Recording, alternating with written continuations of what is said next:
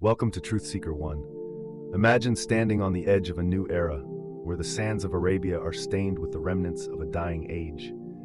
Join us as we journey back to the heart of Arabia, where one of Islam's most formidable warriors, Khalid ibn al-Walid, was entrusted with a mission that would forever alter the course of history: the destruction of the feared idol goddess, Al-Uzza. Following the triumphant conquest of Mecca, the Prophet Muhammad, peace be upon him, was determined to cleanse the land of idolatry, extinguishing the last embers of paganism. Among the idols that remained was Al-Uzza, a deity whose name alone invoked awe and fear across the Arab tribes.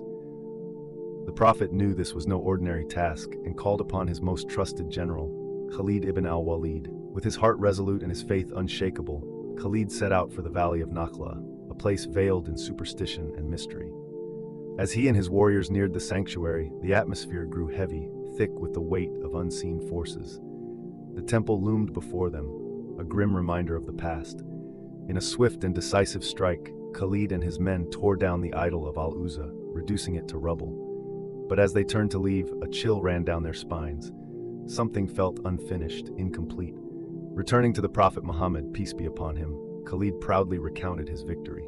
But the Prophet, with a knowing gaze, informed him that Al-Uzza had not been truly vanquished.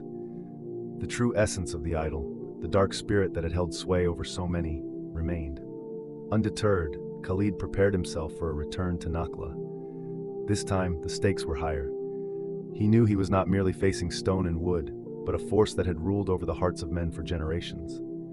As Khalid approached the sanctuary once more, the air was charged with an almost palpable tension. The silence was deafening, broken only by the rustle of the wind. Suddenly, from the shadows of the temple, a figure emerged, a mysterious woman, her eyes burning with an unnatural fire. This was no ordinary woman. She was believed to be the very embodiment of Al-Uzza herself. In that heart-stopping moment, Khalid felt the weight of his mission like never before. The confrontation was fierce, charged with spiritual power and resolve. With unyielding faith, Khalid raised his sword, striking down the figure before him. The final blow was delivered not just to a being, but to an age of ignorance and idolatry.